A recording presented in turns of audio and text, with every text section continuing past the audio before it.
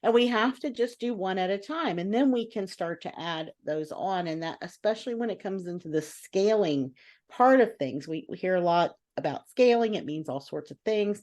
But scaling, we know, means that you are increasing your revenue without increasing your time.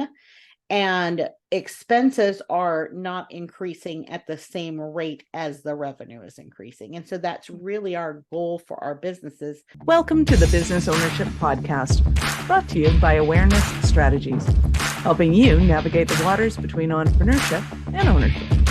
Hey there, peeps. This is Michelle Nedelec, and I'm super glad to have you here with us today because I'm here with my most amazing guests. I have two of them today. It's Carmen and Deirdre. Thank you so much for being here with us, ladies. Thanks for having us. We're super excited to be on the podcast and have some great discussion today. Awesome.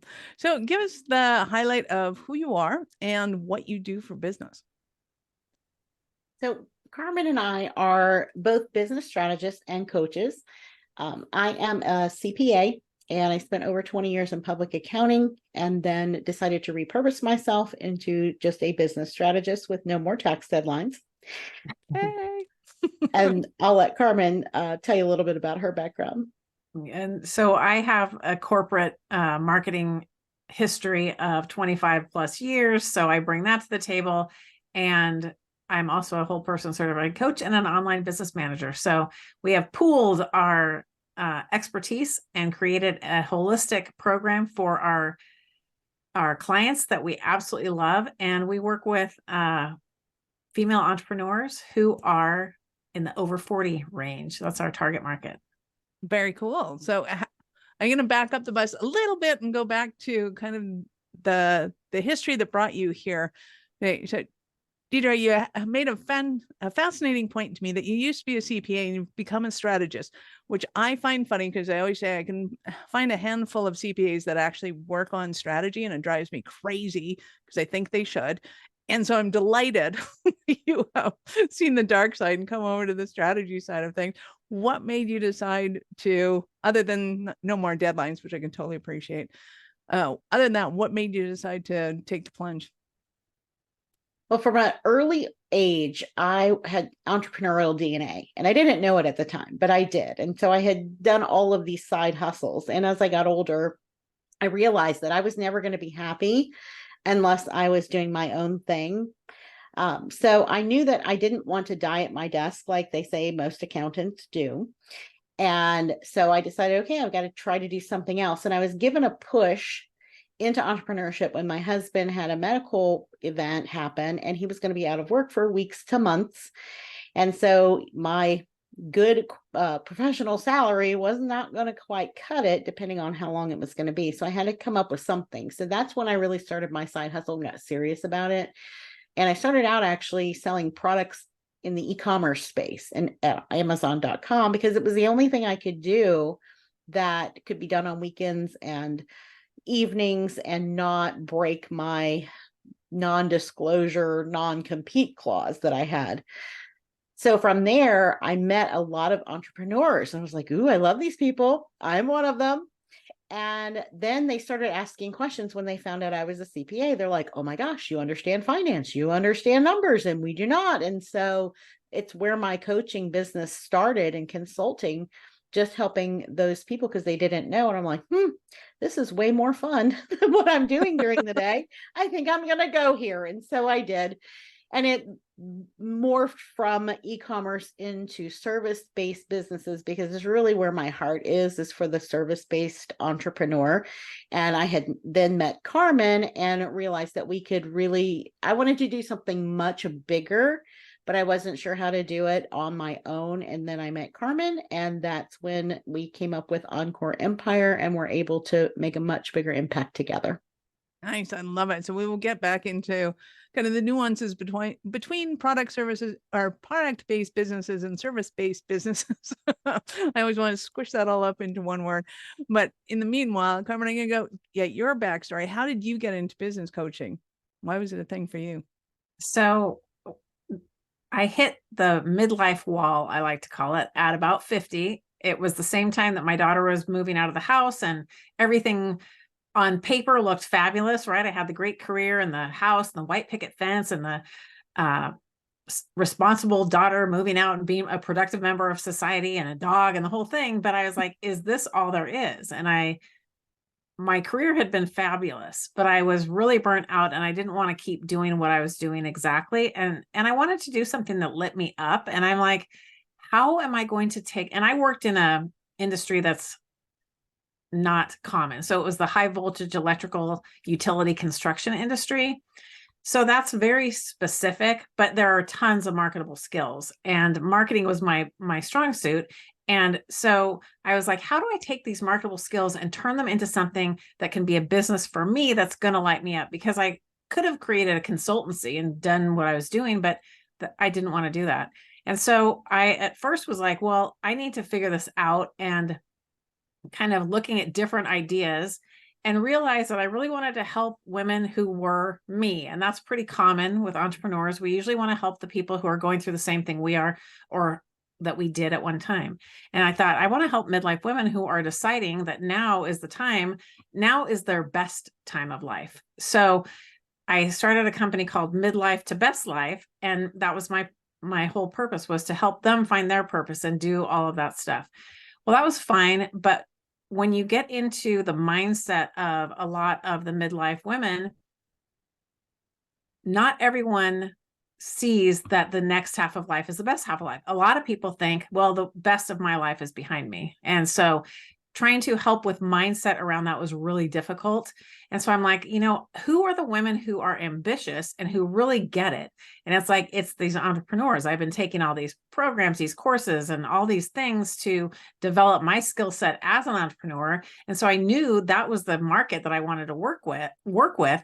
But although I had corporate business background, I didn't feel super strong in that. I felt great in marketing, but I was like, I don't know. Can I call myself a business coach if I'm not feeling super strong in business? And then I meet Deirdre. She's a CPA. And so what did she do? She audited businesses of all sizes for 20 plus years. So it was just a match made in heaven. And we met at an online conference, which was pretty funny. It was during COVID. It was supposed to be in person, but it was online. And pretty much things just flew, sparks flew. We realized how much we had in common and we went for it. And we've been going ever since. I love it. I love the combination of what you offer. And I think too, it's so easy for an entrepreneur to get in the headset of everybody knows this. I don't have anything unique to bring to the table. This is too easy. I can't sell it. And then you meet somebody that just doesn't have that skill set.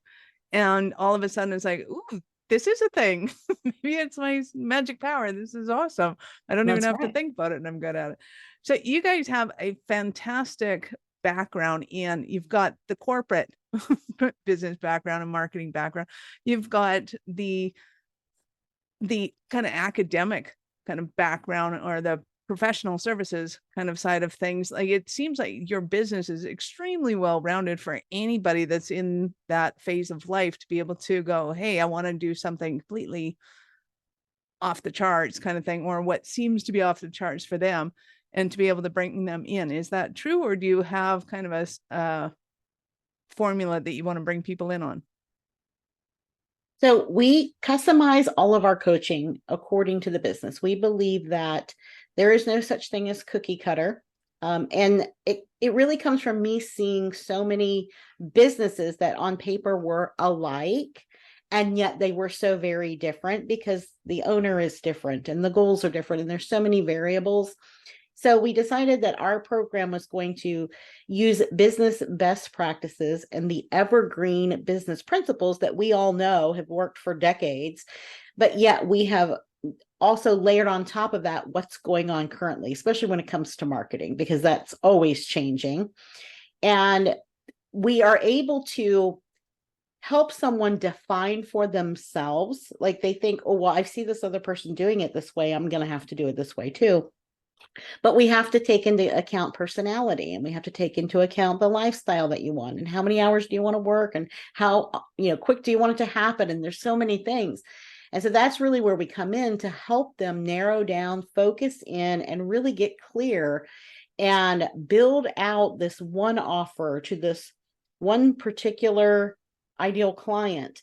And not that they can't have more than one, but everybody tries to build all 5 streams at the same time, right? They're trying to dig the 5 trenches at one time, and they're running back and forth.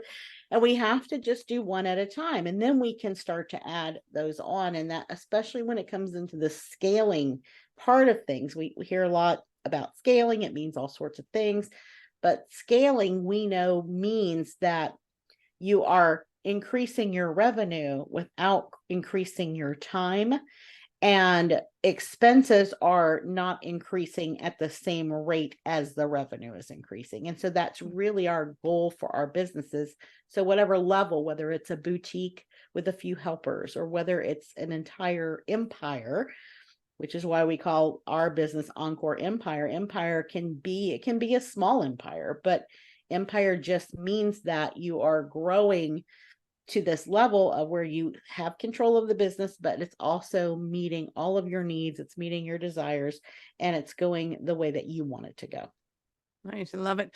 Do you have kind of the breadth and width of audience that's coming to you? Like, are some of them ex-corporate, some you said earlier that your preference is for the service-based companies, but what's their kind of experience coming into those businesses? Have they been doing it before and went, hey, I'm going to do it on my own? Or are they like, this thing and maybe I try it out? Yeah, it really runs the gamut. So we work with brand new startups to people who have been in business for decades. Nice. And some of them are coming from corporate. Some of them are still in their corporate career and they're starting their side hustle and they're transitioning. Both Deirdre and I did that. We both started as a side hustle while we were in corporate for years and years, and then transitioned over. So we have a lot of experience with that, and we can share help them get through the trenches, a lot easier. But then we've got women who have been in business, like I said, for decades, and they come in, and they usually come in when something's just not working. We had one gal who, she had an award-winning branding agency. And when she moved to online and then COVID hit and all that, suddenly she's like, I don't know what's wrong. Everything that used to work isn't working. So we dove into figure out, well, what is it? And that's another piece. When we talk about that customization piece, you could have 5 brand strategists come to you and they all might think they need the same thing. But then when you get down into it, it's what is happening in that business based on what they're doing, based on what their goals are. And, so it makes it so much more fun too, for Deirdre and I to be able to really kind of alchemize the solution for each one independently. And so we don't believe in a cookie cutter framework, but like Deirdre said, we do have the base business strategies that we work with they stand the test of time. And we've got a learning center and people go through that, and we assign what they need at the time that they need it. So we help them no matter where they're at. And so we have the experience with the people who are still in corporate, who have just left corporate, who have been in their business for 2 years, who have been in their business for 20 years. I love it. So just on my personal curiosity, I see most entrepreneurs go, hey, I have a skill set in this. There's a demand for this. I think I want to start a business in this. And then some of them kind of go completely left field and go, hey, I was thinking about starting a rabbit farm. Like, it's completely insane and left field. Do you ever get any of those? And how do you deal with them? Yeah. So we don't see the rabbit farmers as often, but they do come around. And one of the things we encourage people to do is we start with values. We believe in 2 main things. Our philosophy is values and validation. And the values piece is where we're really ensuring that the business they're building aligns with their values, because too many women will build a business that then they end up not liking, and they don't want to, and then it feels like it's drudgery, like they just created a new job for themselves, only now they're having to pay themselves for it. And so we really try to, and a lot of times they do want to do what they were doing before, just in a different way, or working with different kinds of clients, or just on their own terms, as opposed to what was being told to them that they had to do. Mm-hmm. And then we do have some that are, we have one she's a CPA too, and she's a mayor of a town, and she is also a weight loss coach. So wow. She has done, like a complete total shift.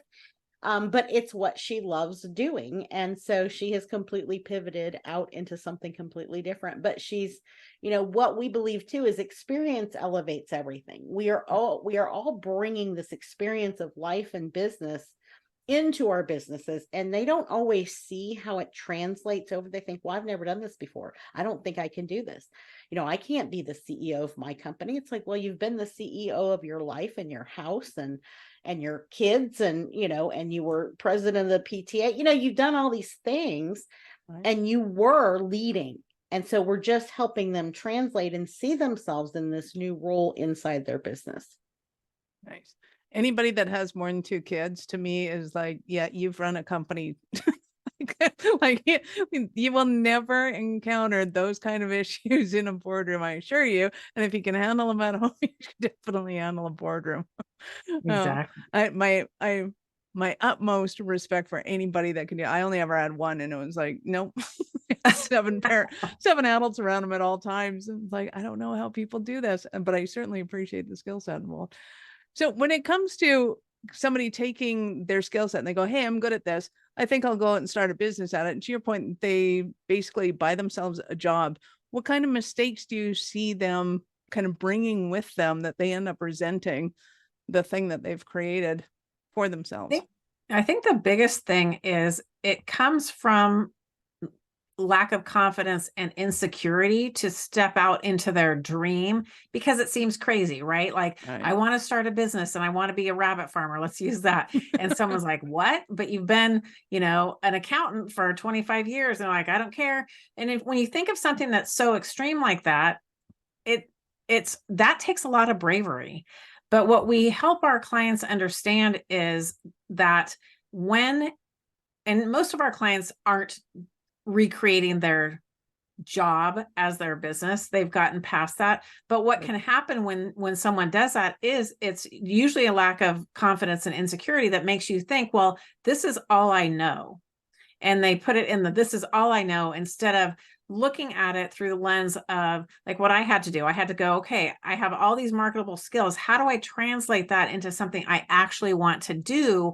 And that requires digging deep into what the thing is. So for instance, my job was super high pressure and deadline driven. Well, I liked that. So I like the kind of high pressure stuff and attention to detail. And so you have to kind of look at what are you doing in your corporate role that makes you so good at your job? Like, what do you like about it? What do you not? All of this kind of stuff. We also like to say we have the inside out approach. It requires going inside and doing a lot of brainstorming about what do I like? What do I not like? Why do I like it? And when we ask the question why, there's several levels of why. Well, why do I like that? And you come up with an answer. Well, why is that? And you come up with an answer. You keep doing that. You go down about 5 levels and it's like, that's what it is. Because how often do people stop and really examine their lives like that? They don't. We just don't. We're always going one thing to the next. We're under pressure. We're trying to, get dinner on the table or feed the dog or get our exercise in or please the boss or whatever the thing is, that we never stop to take time for ourselves. And that's why we like to cultivate an inside out approach where people do take time to look at what do they really like? What do you really want? And why do you think you want that? Like Deirdre started with, sometimes we see people doing something out in the online space and we think, well, they're doing it that way, so that's the way I have to do it. Well, that's the way I have to do it. Just because someone else is doing it isn't the right answer, right? Someone hasn't taken time to really dive deep. And a lot of times they don't know how. So if anyone is in corporate and they're thinking about starting a rabbit farm or any other kind of business, and they want to do something completely different, we really suggest taking time to journal it or at least brainstorm, what are you good at? And don't only look at what you're good at in your corporate job. What are you good at in your life? Are you good at running your household? Are you good at managing whatever it is that has nothing to do with your job? Like, look at all your skill sets. That's what that experience elevates everything means. Is it's not just the experience of a job that you've had in the past, it's your whole life experience. So we encourage people to really look at that and look at why they like the things that they're good at. And sometimes, I'm sure you've heard this too, is when we're really good at something, we don't recognize it, but others do. So what can you do that comes easily to you that others have a hard time doing? That's kind of your superpower too. So if you can tap into that kind of stuff and brainstorm, you can usually figure out something that really lights you up. And then when you come up upon it, even if it is rabbit farming, then figure out a way to do it, because you can do it. I love it. So what about when it comes to the accolades? Because I know a lot of women in particular, guys are like, hey, I want to do this thing. Hey, I'm a superstar. I'm a rock star at this. And, I'm the world's greatest. I have no issue with it, which I love and admire. And I see a lot of women going, I am never going to do that. And it kills their businesses because they don't know how to kind of translate those past skills into, I get it, you don't necessarily have the accolades in it because you were told you need to have a degree in something in order to get a job in it. And I get that. But how do you help them to get over that idea that they need to have either the letters of the education or the, Harvard Business Report saying you can do this, therefore I get to? Yes, and we see this a lot. And this really is a mindset issue. And we have to cultivate a new self-worth, because a lot of times we were getting some of our self-worth was coming from the role that we played in another profession. And so we have to create that for ourselves. And we see that it's an epidemic. Like when something's not working in someone's business, let's say that they're a coach of some sort, or even if they're a consultant and things are not going, they're like, well, I just need to go get a certification. Once I get my certification, then it's all going to be fine. It's sort of like hanging your shingle right out and going, I'm sure the clients will just come, if you build it, they will come. And it doesn't work that way. And so it's like we hide behind the accolades sometimes. We think that we have to have those because we're afraid to say, no one else has validated me. And we have to validate ourselves. And so that's part of this mindset and part of owning, being the CEO and owning that role and realizing and stepping into your power that you have. And I think that it's when someone else, we hear this a lot too, they say, you finally gave me permission to be this person, or you've given me permission to go out there and to do something that I wasn't sure that I could do. And so I think as women, we do look for permission. It's sort of how we've been raised. It's how we've been conditioned. And men don't typically have that I need permission thing. They just pretty much do whatever they're going to do. And that it's just a gender thing, and it's part of our culture. And I think as women, we have to learn how to say, I can give myself permission. I have the power to do that. Nice. I don't think people understand how ingrained that is. I remember watching soccer games when my son was little, or football, depending on where you're from. And it was funny because at one point it was co-ed. I think they were like 6 or 8 or something like that, itty bitty, and they were super fun to watch. But the guys would just go head first, start kicking before they could even see the ball. And the girls are looking back at the parents kind of going, you want me going there? Really? They're like, yeah, go ahead. It's okay. And we carry this in business. And I don't think, one, that we get it. And whether it's cultural or it's innately female or it's whatever it is, there's still a way around it. Yeah. Yeah, it's too bad because it can really hold us back. But that's also something that's so rewarding about the work that we do, is we get to help people have those breakthroughs. And that's why we like to help women. We don't have anything against men, love men. That's great. But, honestly, women are conditioned from an early age, and it's getting better and better. But if you think back to the generations before, what did they have to, how were they raised? What was, seen, not heard, all that kind of stuff. We're still breaking through those kind of barriers. And I want to add one more thought to this too, that we see is that women have a superpower that they don't realize, and that is relationship building. It is something that almost every woman I've ever met so far has this in her, and there's a desire to build relationships. We like community. We want to support each other. And I think that they see it, they just don't see that as something that they can utilize. And it's not that we don't have to do things that aggressive male way. And I think a lot of women are afraid of coming off as that. Like, they're like, I don't want to be like that. I don't want people to think I'm aggressive. Some women embrace it They love that. That's their persona, and that's totally fine. But a lot of women shy away from that, and they don't understand it. There's such a thing as quiet power. And when we use our relationship building skills and we understand the business of business and we have a strategy to follow, that's when we're using that quiet power. Like, we can come on, it's like the storm that comes out of nowhere that you didn't see coming, but in a good way. And I think that once they see that they can do it their way, and they can be heart-centered, they can be kind, they can put people over profits, but yet we still have to have the profits. And when they realize that impact is driven by the income, and then the income is driven by the impact, we have to have both things. It's symbiotic. Nice. I love it. So can you give us an example of a Cinderella story of one of your clients? Now, obviously, it's not going to be rags to riches because they're already successful in their own right, but maybe chaos to order or something along those lines. Yeah, I mean, I think one of the best ones is the story of the brand strategist who, she had an award-winning agency. Things just stopped working. She was like, I can't make a sale to save my life, So we took a deep dive into what was going on.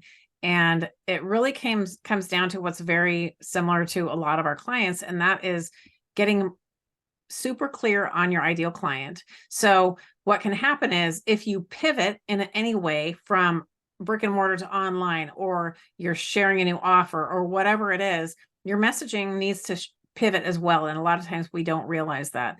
So that was kind of what was happening with her. So we helped get the messaging, we helped with the ideal client.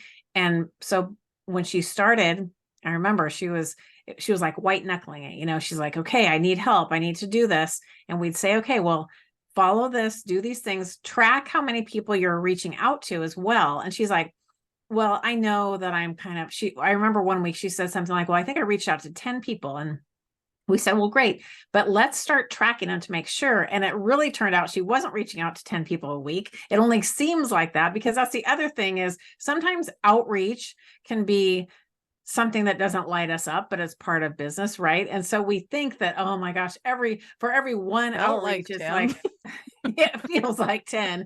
Exactly. So once she started tracking, because we're big on metrics and data and all that kind of stuff that's not as sexy as the boom, pop, wow stuff that you hear about online, but it's the tried and true business stuff. And so when she started tracking, it then became fun. So that's another thing we love to see, is have our clients go from resistance with something like that to have it be fun, because now she could see exactly how many people do I need to talk to be able to convert one into a sale. And so by the time she left us, she was making $20,000 sales, $50,000 sales. And so it was a huge rag to riches story. And, we love that. And we've had other clients who have doubled, tripled, and some even quadrupled their revenue. So, it's fun. Yeah. I love it. I love it. So when our listeners are listening to this, and some of them are going, yeah, my revenue is totally not where I want it to be, or yes, I totally feel like I'm having 10 meetings a week, it feels like 20. It's probably 5. Yeah. What are some of the other struggles that they might be encountering that they're going, oh my God, I need you guys so bad? I think another one of the big things is it's productivity, right? We all, take a million things about productivity. We read all the books, and yet as a service provider, there are certain, depending on the type of service you have, one of the key things that most don't realize is you have to understand how much front-facing time should you be having with your clients, and what does that look like when you're planning out your schedule. So if you're a graphic designer, for example, you have deliverables, you have work that you've got to do and produce. So that requires more client work time than if you're a coach. If you're a coach and you're doing one-on-one coaching, well, then that is less face time, right? We have to build in some things that are going to help us to leverage our time. And also depending on the model, you may be using social media more to attract your ideal clients. You might be using networking and referrals more. It depends on your personality, depends on the service. So everyone thinks that, okay, I've got to do all these things. And so when it comes to marketing, they're spending all this time on marketing. Then as they get more clients, what happens is they run out of time to do anything but the client work. They're spending 80-90% of their time on client work. So they stop doing all the other side of the business. Operations slow down. They don't do marketing. So then it's this feast or famine cycle that they get into. They get a bunch of work, they do the work and they get paid. And then they finish the work and like, oh shoot, I have nobody else. Who else now? What am I? So then they do the marketing hustle, right? And they got to get out there. And this is where we drain our energy so bad, because then it feels so hard to do all that, because it's like pushing this giant boulder up the hill all the time, only to see it roll down, and you got to go around the other side and push it right back up again. And so definitely the curse of Sisyphus is being an entrepreneur in business going, but now I don't have the money to hire somebody. Exactly. Yeah. Exactly. So when we have what we call rinse and repeat systems, it's really about having systems and about understanding what percent of time needs to be spent in these major areas of your business. And when you understand that, that's what helps you make decisions about, okay, I'm going to go over my percent of time, but we're being proactive about it. We're not being reactive about it. And then we can make some decisions. And it's the same with the financial part. They get a bunch of money in and go, great, I'm drowning. I'm going to get help now. And then they hire help, but then they're spending their time with the help. It's just this circle that we go round and round in. So when we are able to plan ahead and we are reverse engineering backwards, like where do we want to be in a year from now in all areas? What are we going to need? What's required? Then we price our offers accordingly and we plan our time accordingly. And we're in the realistic zone, not in the, oh, I'm Superwoman and I can do all these things. I think that's the biggest part of in any stage. And it gets worse the more we scale, the more we grow. That whole cycle gets much more painful. Great point. So I know our listeners are going to want more from you. How did they start their journey with you? Well, one of our favorite things is to begin with the end in mind. And we would love to invite you to build out your custom marketing framework and create a simple to follow system to achieve your business goals in 3 easy steps. And we've created a special link for your podcast listeners, Michelle, and that is going to encoreempire.com/BOP for Business Owners Podcast. Yay! Awesome. So we will, of course, have the link in the show notes. Go ahead and click on that link and open it up in a new browser because we're not done yet. You know the routine. Awesome.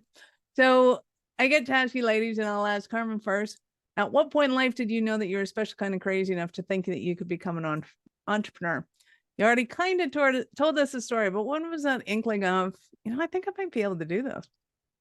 Yeah, I would say it probably started a little bit before 50, but right around there. And I remember when I told I didn't understand or know about this whole online stuff. And one time I clicked on a Facebook ad, and anyway, it sent me to this whole thing of all these online entrepreneurs. And I was like, oh my gosh, look at what is going on. And I remember telling my husband and my daughter, I'm going to start a blog. And they rolled their eyes, like, really, what are you going to write about?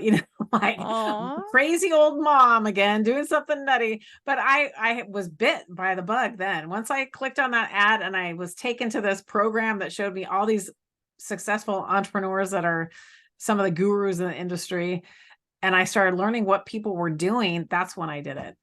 That's when I was bit. Yeah. That's awesome. So I got it way earlier than that. I grew up in my household. My dad was an entrepreneur. So I kind of had an edge there because I saw, him doing it.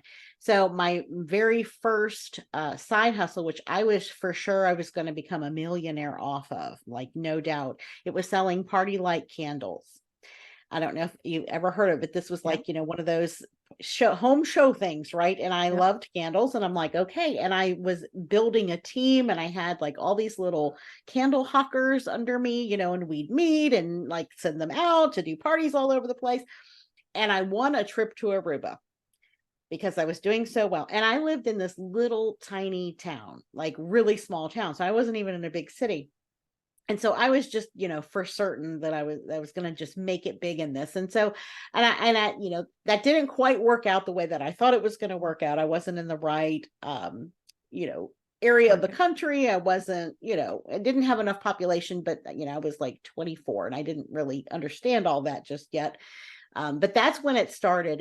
And from that point forward, I went ahead and I was the good girl, and I went to college and I got my degree and I got my CPA, and I followed the path that I was told was the secure path that you should go down. But all along the way, like I was very restless in what I was doing. I was doing it, but I just knew, I'm like, one of these days, and I would see all these other business owners, and I'm like, I'm going to be them one day, when I come up on the right idea. So yeah, I had it early on, but it didn't really bloom until I was in my 40s, and I got that little nudge to have to do something. I love it. And who doesn't like candles, right? I'm totally with you. I'm thinking that's got to be the secret to success is in the smell. Awesome. You ladies have been absolutely awesome. Any last words for our peeps? Just do what you want to do. Like, if you have that dream, you have that dream for a reason. And I think that's another thing that people discount. Like, they think, like I tell the story, my husband and daughter are like, what are you going to write about? But if you've got something burning inside, try your best to ignore all the naysayers and follow your dream, because you can make it come true. Nice. I love it. And I would say too, don't accept the limitations. Like we place these on ourselves. We say, oh, well, I've only ever earned this much, and I can't see myself earning more. So I think sometimes we put limits on how we can grow our business. And I would just say to push the envelope and decide what you want first. Don't worry about how you're going to do it. Just make the decision and say, this is what I really, really want. So that way you're not selling yourself short. You'll find the way.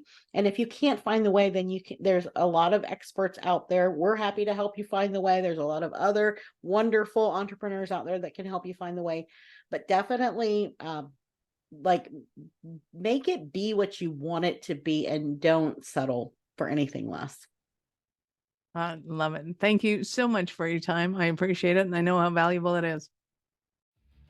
Are you running a business over 7 figures but still struggling with technology headaches? Pay attention. You do not want to miss this offer. This podcast episode is brought to you by Awareness Strategies, who is offering a custom-built digital adoption roadmap for anyone running a business over 7 figures who's wanting to grow their business in the next 5 years. And it's not just a roadmap. They offer full implementation as well, if that scares the out of you. Check out awarenessstrategies.com/roadmap for more details today. The link's in the show's notes. Don't regret not doing this. Do it now. That's awarenessstrategies.com/roadmap.